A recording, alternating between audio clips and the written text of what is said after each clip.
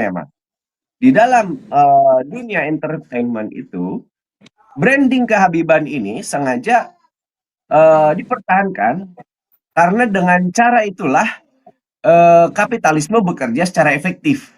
Ya, bayangkan.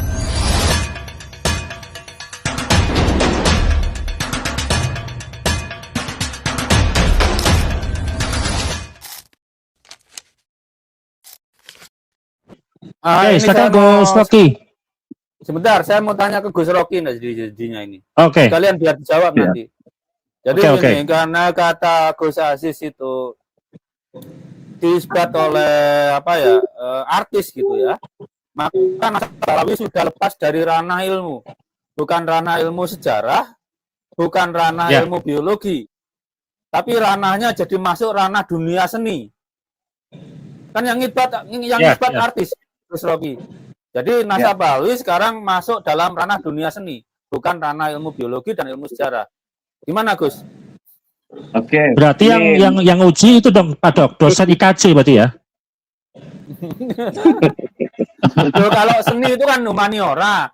Humaniora itu bukan perkara benar salah, tapi memahami apa maunya mereka gitu. Monggo Gus Rocky. Oke, monggo Gus. Ya, makasih. Ini menarik sekali menohok pertanyaannya langsung dari Dr. Sugeng ya. Untuk mengatakan di ranah seni, sekalipun saya agak ragu karena seninya dari mana. Yang jelas ini adalah sudah ada di wilayah hari ini. Mungkin lebih ke entertainment ya, ketimbang alih-alih seni. Karena saya nggak melihat seninya di mana, nggak ada. Seni ini kan keindahan. Sementara yang ditampilkan tuh boro-boro keindahan gitu. Artinya kan kalau seni kita bicaranya estetika, ya kan? Filosofinya, filsafatnya adalah filsafat estetika pasti. Bukan lagi filsafat seperti ilmu pengetahuan. Kalau ilmu pengetahuan filsafatnya ya epistemologi.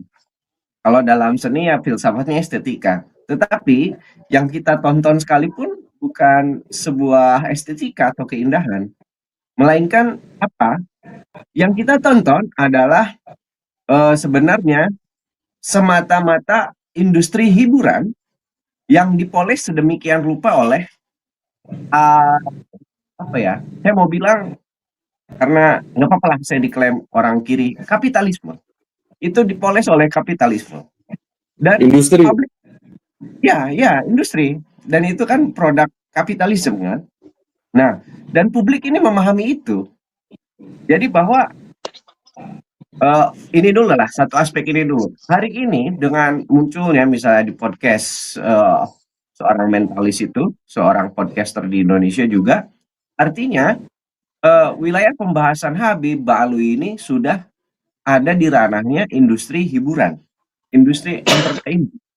Yang mana di dalam industri hiburan ini, yang dicarinya bukan kebenaran, tetapi yang dicari adalah viralitas, keviralan. Di wilayah ini kita membacanya memakai teori-teori cultural studies, diantaranya teori post-truth. Ya, di dunia pasca kebenaran ini, itu semua yang kita tonton bukanlah realitas, itu by design semuanya. Apalagi sudah dipoles sedemikian rupa oleh satu kanal podcast yang itu bukan kaleng-kaleng, podcast yang niat banget. Makanya di situ ada unsur kapitalismenya. Kenapa? Ada brand masuk kan? Itu brandnya banyak loh Bapak itu. Luar biasa pendapatan dari YouTube-nya. Mungkin dari AdSense nggak seberapa. Gedenya itu dari iklan-iklan.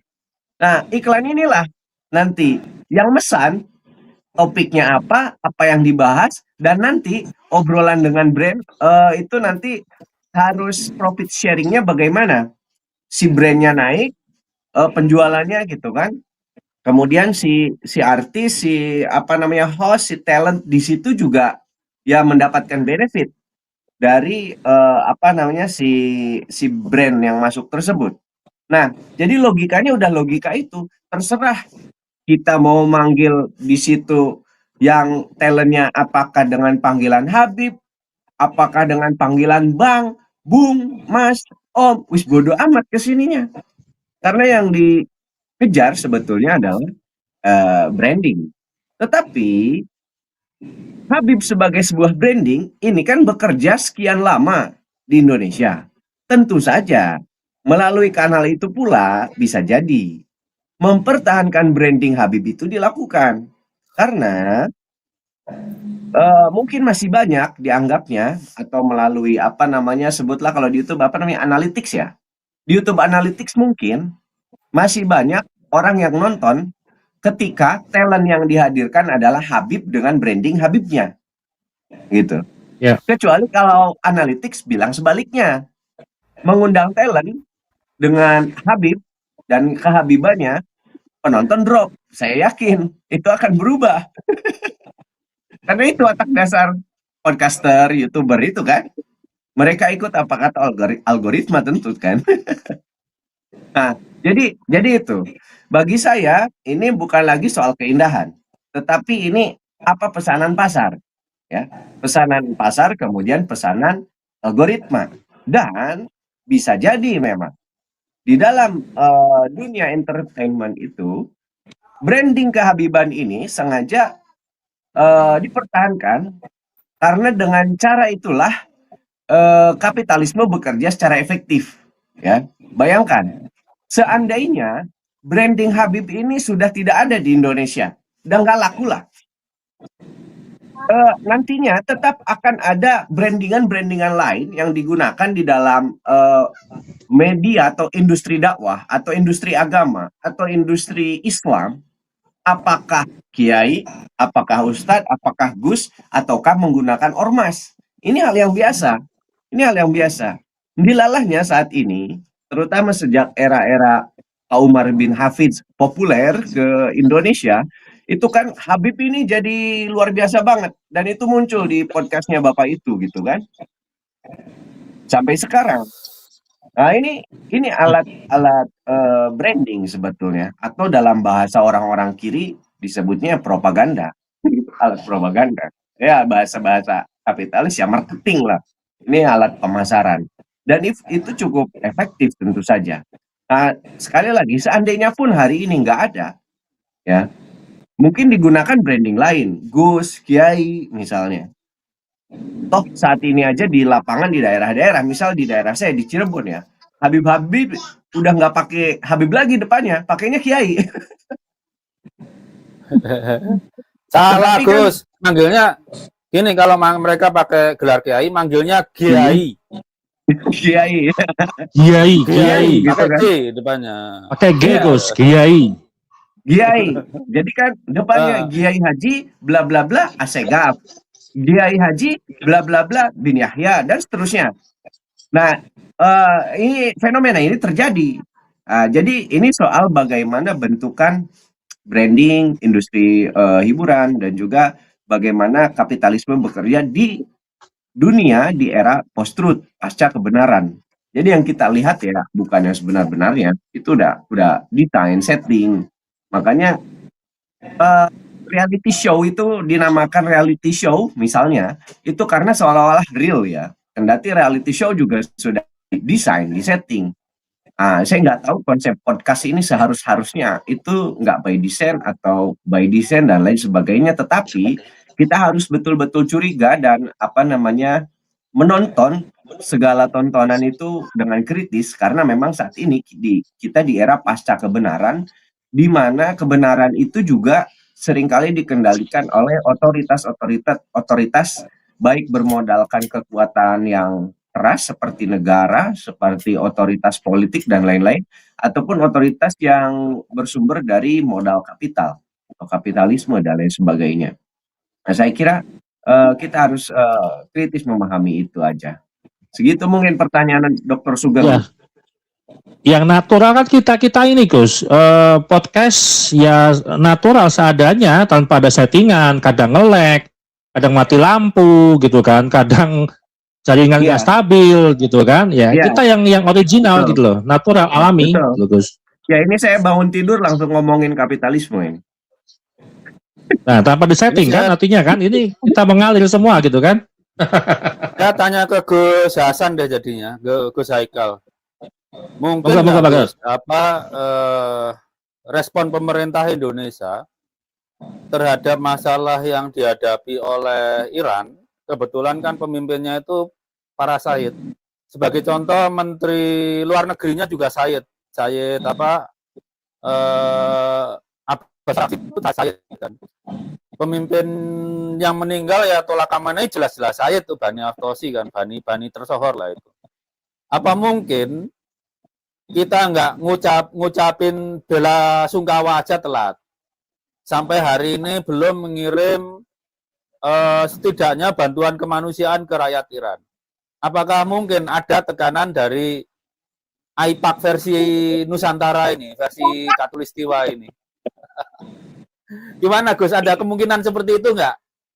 Karena nasab mereka kan ditorpedo oleh Ayatollah Ali Khamenei. Ayatollah Ali Khamenei boleh meninggal, tapi nasabnya mentorpedo nasab-nasab palsu. Monggo, saya Sekal.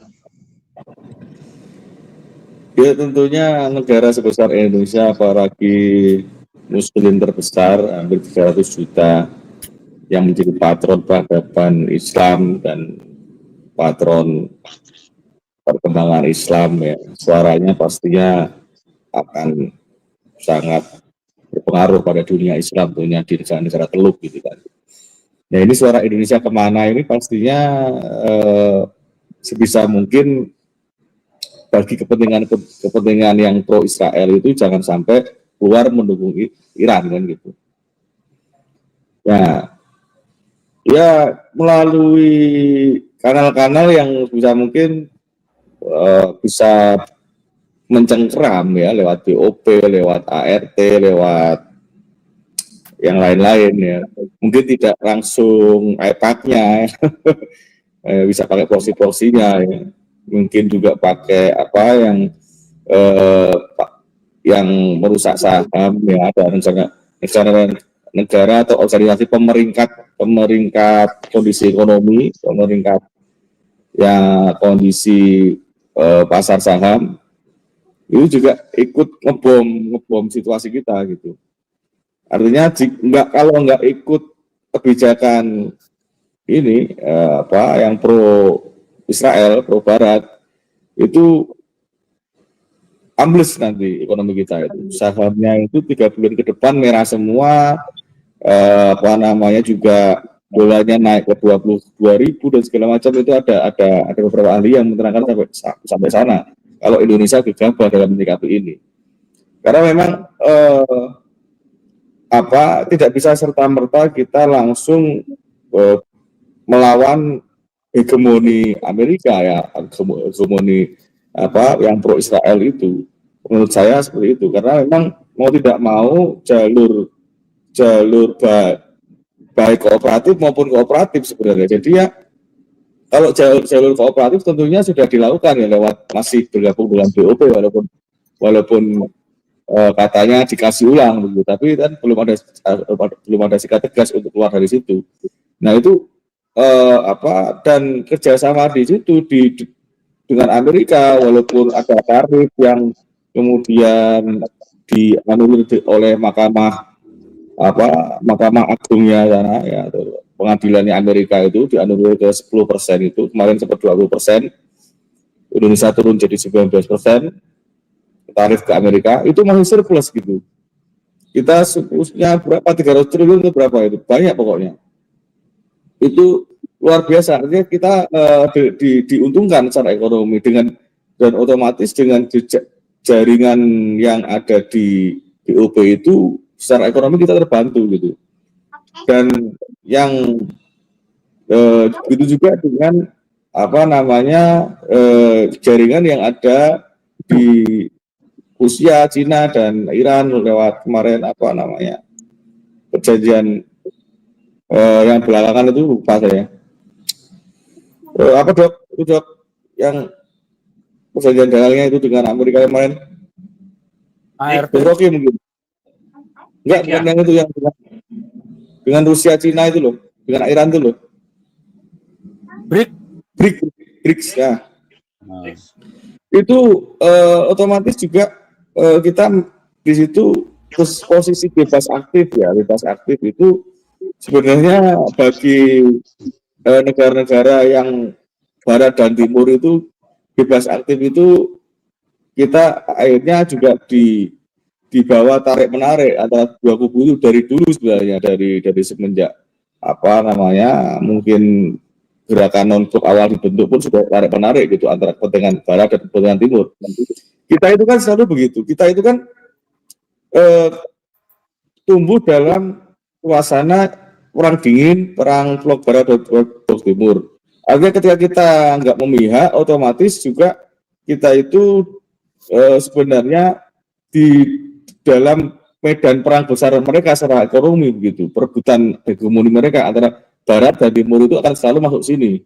Dan kita itu apa namanya tidak bisa lepas dari itu karena kita minim apa namanya berdikarinya itu. Produktivitas kita minim gitu. Dalam bidang teknologi terutama ya, produktivitas kita minim. Kita barang kita dari kamar mandi coba. Dari kamar mandi yang paling private itu kan Lifebuoy dari mana itu, Pepsodent dari mana, sampai yang kita konsumsi di Indomaret itu kan produk-produk barat semua. Mobil atau HP yang kita tiap hari pakai ya, kalau nggak Cina, Xiaomi, mobil ya Honda, segala macam, segala merek-merek sekarang yang datang di segala macam, produktivitas kita minim kan, gitu nggak ada.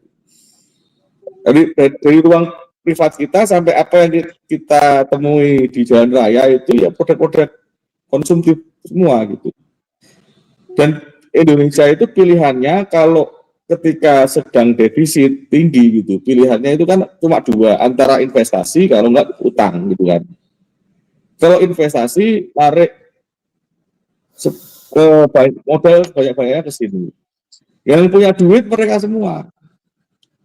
Ini yang menjadikan kita tidak bisa bebas aktif itu begini, karena kita nggak politik yang kita itu sebenarnya ketika kita ngomong bebas aktif itu harusnya kebebasan itu juga tidak apa namanya menjejai wilayah moral gitu. Ketika misalnya Israel dengan Amerika menyerang Iran itu, membunuh Ali Khamenei itu, ya harusnya tegas itu karena sudah melanggar hukum internasional, melanggar perjanjian, konvensi segala macam, konvensi Jenewa segala macam.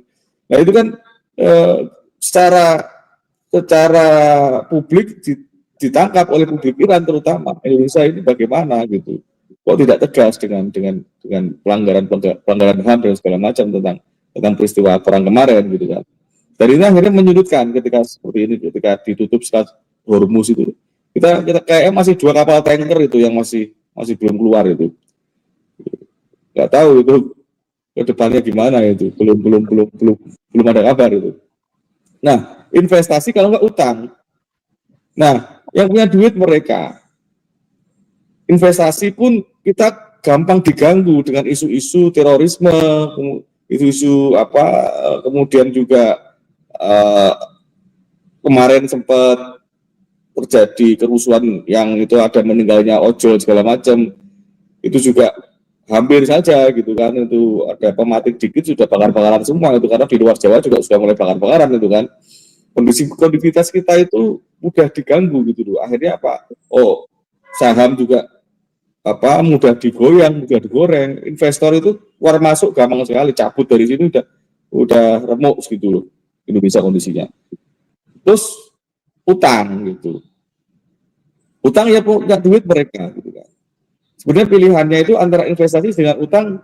Kalau beberapa orang itu pengennya itu utang. Maksudnya apa? Utang itu kalau sudah selesai dalam jatuh tempo, sekali utang itu lunas, ya sudah selesai gitu hubungan kita dengan mereka. Tapi kalau investasi ini kan cengkramannya luar biasa. Ya. Dalam misalnya konsesi tambang 25 tahun, nanti bisa diperpanjang 40 tahun, 50 tahun. Lama nggak pergi-pergi mereka kalau investasi itu. Jadi belum lagi nanti diperpanjang dengan alih teknologi dan segala macam. Jadi investasi ini kelihatannya di depan itu mudah, enak, tapi di belakang ini yang mereka akhirnya betah di sini gitu, sulit untuk keluar dari jeratan ini. Jadi opsinya ya utang itu yang sebenarnya kalau mau kita cepat mandiri sebenarnya, ketika kita mengelola utang itu dengan baik, kemudian ketika membayar selesai, ya sudah hubungan dengan mereka selesai. Tapi yang terjadi sekarang nggak seperti itu. utang kita selama periode hampir tiap periode presiden itu pasti nambah gitu, mesti nambah. Cuma ya nanti rasio Ada kecualinya. Ada kecualinya, Gus. Ada kecualinya.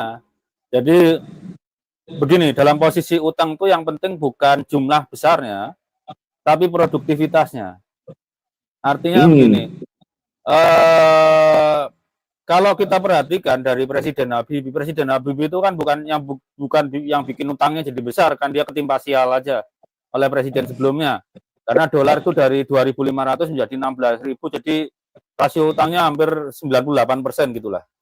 Tapi dari Presiden Habibie sampai Presiden SBY itu rasio utangnya terus turun. Artinya apa? Dari Presiden Habibie, Presiden Abdurrahman Wahid, Presiden Megawati, Presiden SBY, produktivitas utang itu baik.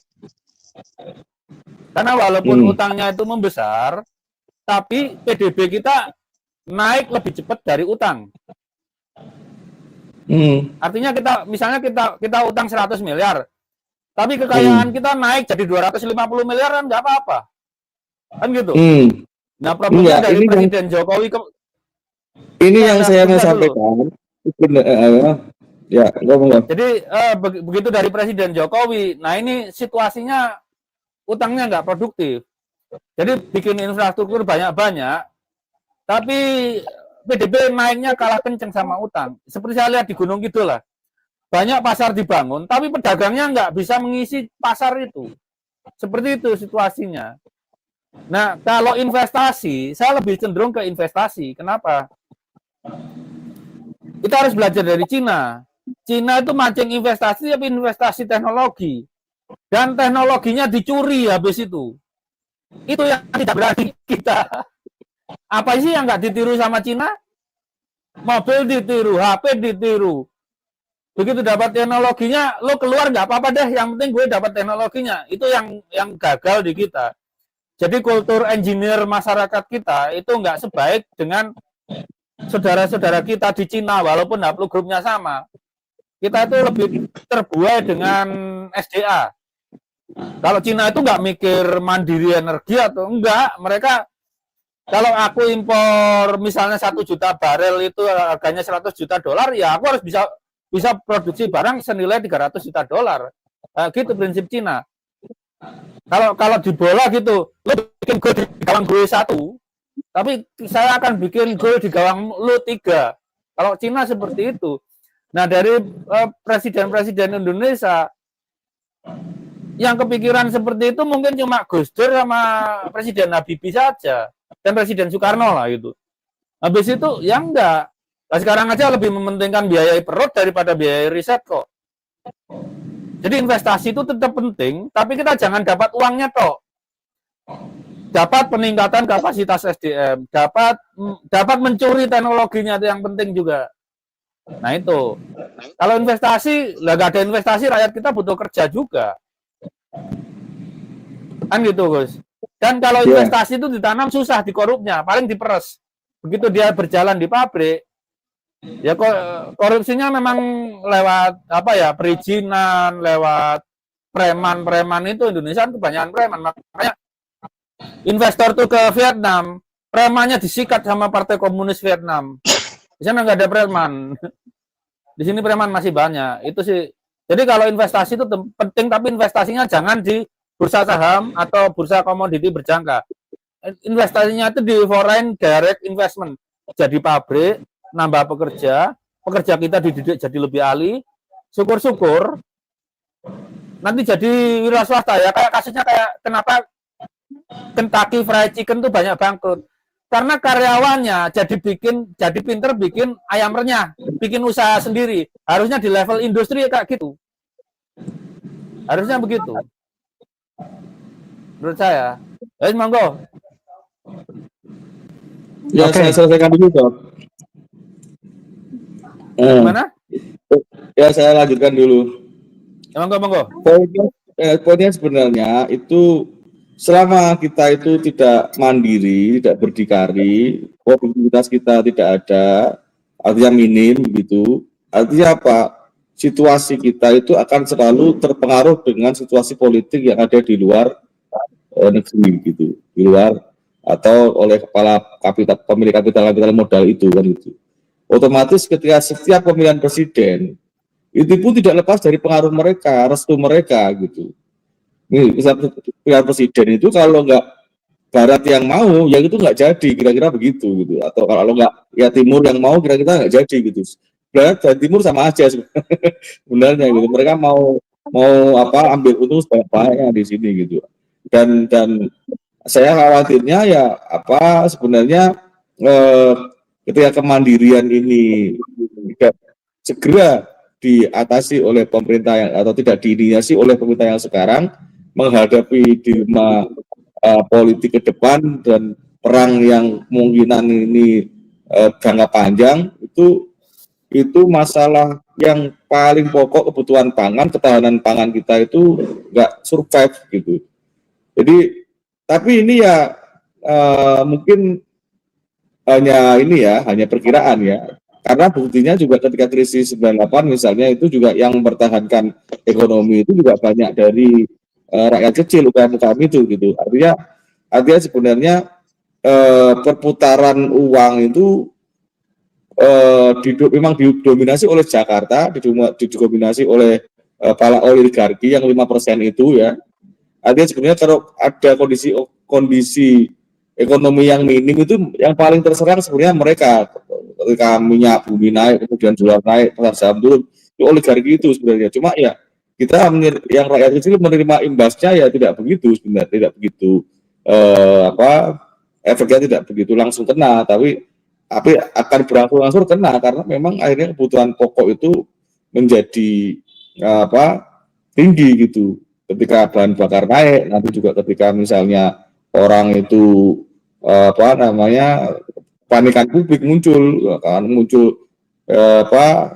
ras segala macam seperti yang dulu itu muncul, itu kan berbahaya bagi kondisi perbankan juga. Ya ini membayangi di situ otomatis.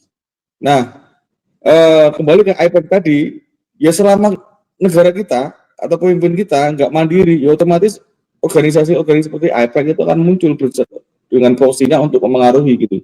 Nggak sekedar presiden, undang-undang kita pun masuk mereka di undang-undang kita, di perundang-undangan, di sampai pada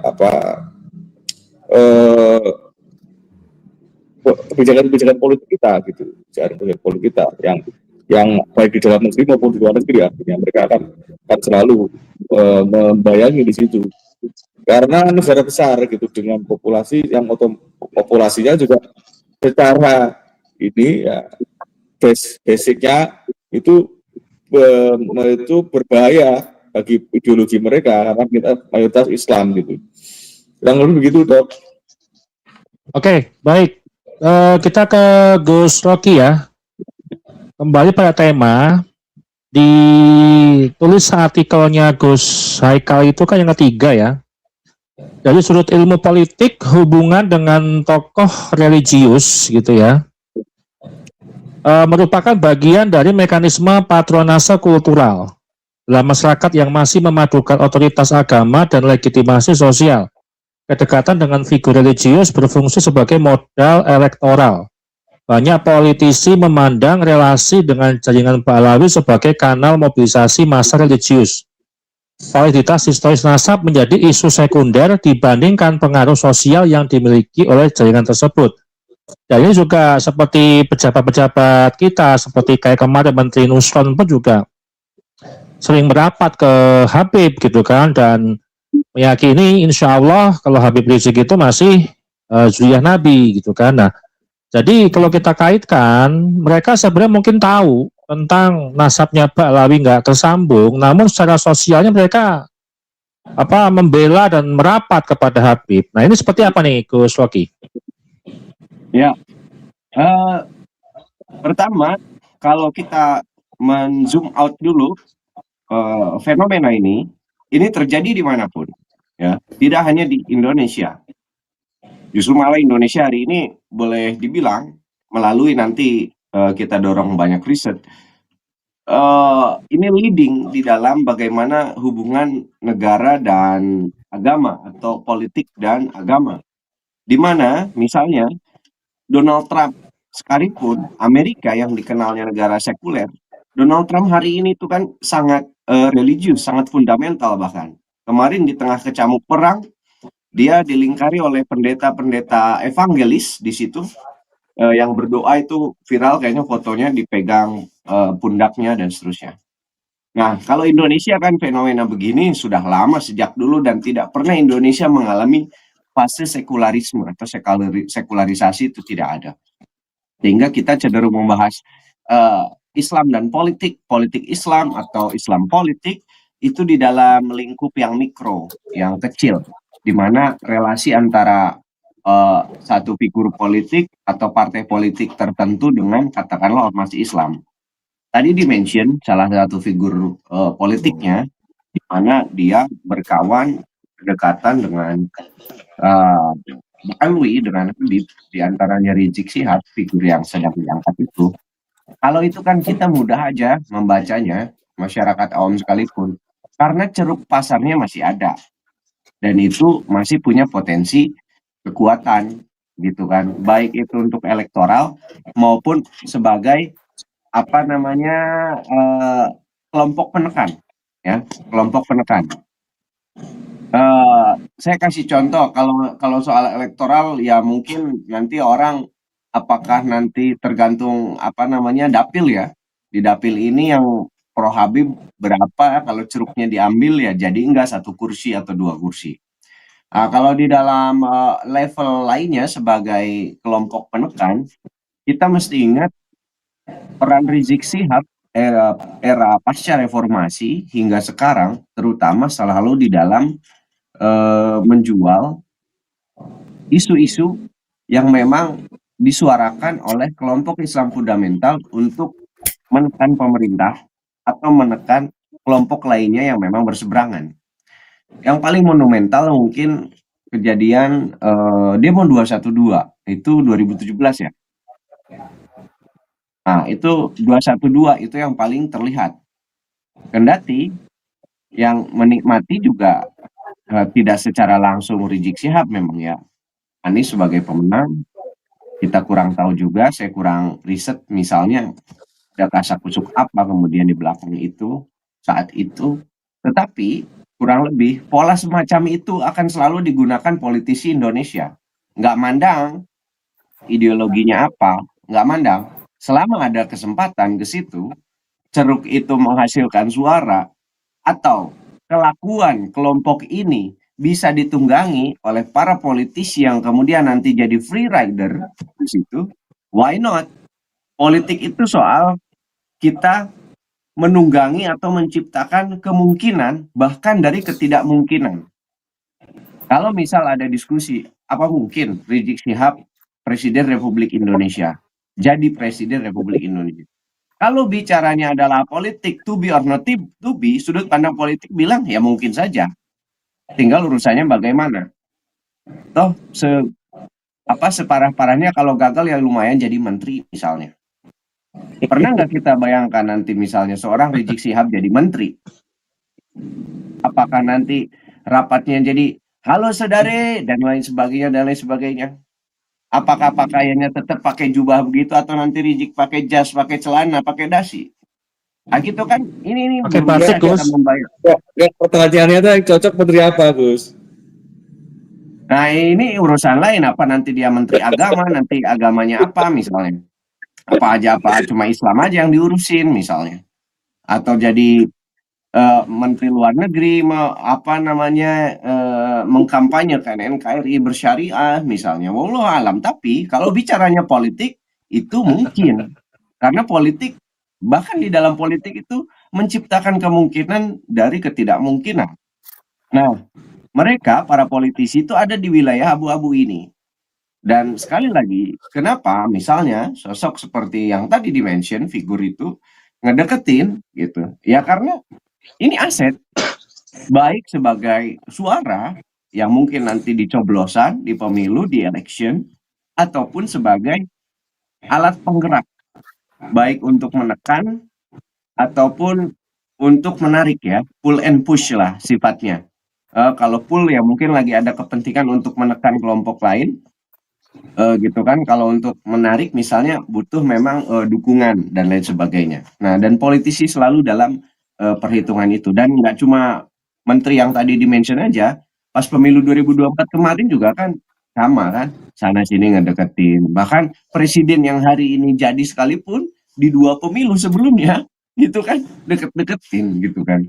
Tapi ya di akhir presiden saat ini Pak Prabowo pernah mention, nyesel gue gitu kan dengan kelompok Islam kanan ini, lebih baik dengan Pak Jokowi dan seterusnya katanya kan begitu.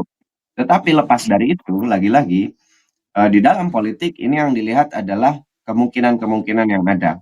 Jadi alih-alih mengeliminasi musuh itu kan menurut teorinya Sun Tzu kira-kira alih-alih eliminasi musuh, strategi yang cerdas itu adalah menggunakan musuh untuk kepentingan kita, gitu. Oke, baik. Berarti kalau kita bicara ini, Gus, 2029, artinya dengan posisi sekarang, Pak Alawi ini sudah segala upaya dan daya melakukan seperti rebranding di podcastnya Dedi, kemudian tingkat kepercayaan semakin runtuh. Nah, apakah akan menjadi perhitungan politik nih untuk masa yang dimiliki oleh Pak Alawi dari sudut pandang Habib Rizik ataupun FPI dan segala macamnya, Gus? Ataupun seperti apa? Ya, real politiknya pasti adalah kuantitatif. Dan hal ini Ya. sudah coba misalnya dilakukan sama Kang Charlie kan, berapa persen yang masih jadi kibin, berapa persen yang Ya. udah nggak jadi kibin. Tetapi ada faktor-faktor kualitatif juga yang kita memang mesti baca. Misalnya itu tadi, seberapa brandingan yang dilakukan melalui kanal-kanal semacam punyanya Bapak itu gitu kan. Kemudian juga barangkali ada blunder atau tidak blunder apa yang dilakukan baik dari kalangan Mbak Alwi atau kontra Mbak Alwi yang itu menyebabkan ada erosi kepercayaan masyarakat terhadap Mbak Alwi. Nah, dalam hal ini apalagi nanti menjelang pemilu, para cyber army ini, para buzzer kan pasti juga akan bergerak lah, bagaimana mempropagandakan masing-masing kandidat atau paling tidak melakukan black campaign misalnya. Itu pasti akan bergerak sebagaimana dulu pemilu 2014, pemilu 2019 semacam Pak Jokowi itu kan kena black campaign-nya PKI. Nah, ini kalau misal terulang lagi, sebetulnya mudah membacanya black campaign-nya berasal dari mana misalnya. Kalau yang dibunyikan itu. Jadi yang menarik nanti bukan lagi soal berapa jumlah suara yang didapatkan oleh figur A, figur B, kelompok parpol A, koalisi A atau koalisi B. Tetapi yang menarik juga untuk didiskusikan adalah isunya isu apa, untuk black campaign apakah isu komunis misalnya, atau isu yang lain. Selain isunya isu apa, yang menarik untuk dikulik juga adalah ini kira-kira kampanye dilakukan oleh siapa, oleh kelompok mana. Nah itu yang menarik, selain soal angka-angka ya. Nah, Ya. dan kembali kalau isunya isu PKI, ya kita sih udah bisa ngebaca dari siapa itu isu gitu kan, tuduhan komunis lah, komunis gaya baru apa ya. Ini dari situ-situ aja sebetulnya muaranya sama gitu kan. Nah, tinggal menurut saya yang harus dikampanyekan justru dari hari ini adalah kita memilih figur publik itu berdasarkan meritokrasi, berdasarkan merit, kemampuan, kapasitas, kompetensi, bukan hanya karena dia mengklaim turunan nabi, anak kiai dan lain-lain, kemudian melakukan propaganda dan seterusnya. Kendati itu masih sangat berlaku, masyarakat kita masih sangat berutang budi pada kiai gitu kan, pada figur pemimpin agama. Tetapi pelan-pelan kita harus edukasi di dalam politik hari ini. Karena kita menggunakan sistem demokrasi ala barat, maka yang digunakan yang paling tepat adalah meritokrasi di situ, begitu. Oke, baik. Dr. Sugeng untuk menanggapi yang disampaikan oleh Gus Rocky. Nanti tinggal penutup yang disampaikan oleh Gus Haikal. Oh enggak, Pak Dokter? Enggak sih, saya rasa cukup. Ya seperti tadi lah,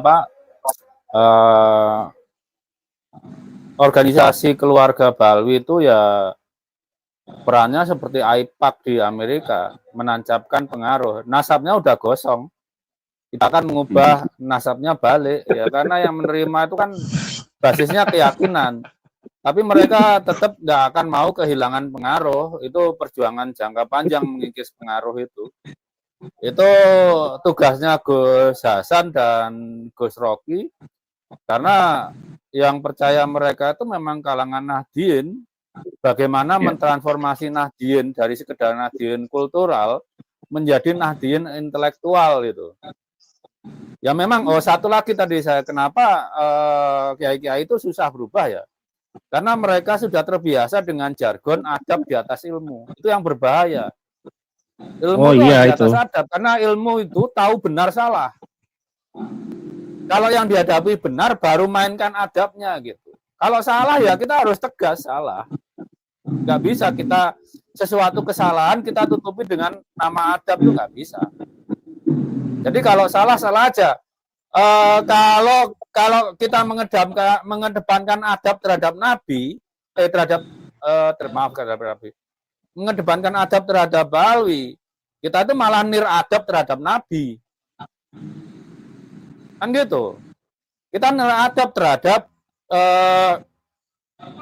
Bunda Fatimah. Coba lihat di video sebelumnya Rumail itu ya. Dia tampangin gede-gede. Fotonya Umar bin Hafid dengan Raja Abdullah Jordan, satu haplogrup C, satu haplogrup Z, itu satu haplogrup C, satu haplogrup G. Itu kan penistaan terhadap Fatimah. Orang suaminya satu, gimana cucunya bisa 2 haplogrup? Itu penistaan di bulan Ramadan itu. Ada videonya Pak Dok ya? Rasulullah. Hah? Ada videonya ya? Thumbnailnya itu, thumbnailnya. Thumbnailnya itu penistaan. Udah hukum alam, namanya haplogrup itu berasal dari kakek. Kalau 2 haplogrup ya berarti 2 kakek. Lah suaminya Fatimah itu benar. 1. Nah seperti itu, kalau kiai-kiai tetap mengedepankan adab terhadap habaib dan mengakui nasab mereka berdasarkan don, mereka itu malah niradab terhadap alul bait. Gitu. Kalau mereka ngakui nasab Balawi, mereka harus mengingkari nasabnya Raja Jordan. Nggak mungkin mengakui dua-duanya sekaligus. Hanya satu yang benar. Atau dua-duanya salah. Begitu. Ya, betul. Oke, silakan Gus Haikal untuk ditutup Gus untuk materi pada malam hari ini terkait tentang mengapa banyak ulama diam tapi ragu dengan nasab Habib. Ya. Pak Gus Haikal. Ya, secara umum kita bisa menilai atau membaca ada hubungan-hubungan yang sifatnya kultural, religius yang sudah berlangsung lama, ekosistemnya sudah terbentuk lama seperti yang dibilang oleh dokter tadi. Titik kenyamanannya itu susah sekali untuk keluar dari titik itu. Gitu. Ada simbiosis semacam itu. Ada kepentingan strategik lah, gitu. Boleh jadi karena kepentingan massa, kepentingan politik organisasi, baik itu parpol maupun organisasi, baik di MUI mau di NU, baik di pusat sampai ke tingkat ranting-ranting gitu kan. Karena konsumsi publik itu kaum awam dengan kaum yang tidak awam atau kaum yang terdidik dengan terdidik itu jelas secara kalkulasi yang minim literasi, minim membaca, minim mengkaji pastinya akan mudah terpengaruh gitu. Dan itu dari jumlahnya itu kan besar gitu. Dan budaya pesantren sendiri, budaya santri sendiri itu di masa-masa belajar itu memang dominasi doktrin di masa-masa studi itu lewat talim, lewat kajian-kajian fikih. Memang itu tahap studi gitu. Belum artinya usia-usia mereka juga usia-usia sanawi, SMP, aliyah, SMA gitu. Ya itu tahap-tahap doktrinasi gitu. Nanti kalau kemudian mereka basicnya sudah mapan, ya nanti akan menjak ke tahap-tahap yang lain ya. Nah ini kan kalau tahap doktrinasi ini masih dibawa sampai jadi kiai ya, dia yang harusnya dia bisa menjadi seorang mujtahid, mumpuni untuk bisa menemukan hukum kok malah takut, ya itu yang salah di situ. Jadi manusia ada kepentingan, ada yang namanya manusia sebetulnya ada idealisme, ada kalkulasi sosial di situ ya. Nah, selama kepentingan itu bertemu, ya mereka akan tetap eksis gitu. Wah, apalagi ada kepentingan industri, gitu. Ada kepentingan industri di situ dan apa namanya dan titik beratnya itu titik pokok permasalahannya itu ya sebenarnya ingin mempertahankan dengan isma dan susroh ilsiwadohnya itu ketika branding itu dikeluarkan dan branding itu kuatkan gitu ketika tampil di podcast A yang followernya jutaan, tampil di TV A yang TV nasional segala macam ya, karena itu ini loh susroh wal istifadoh.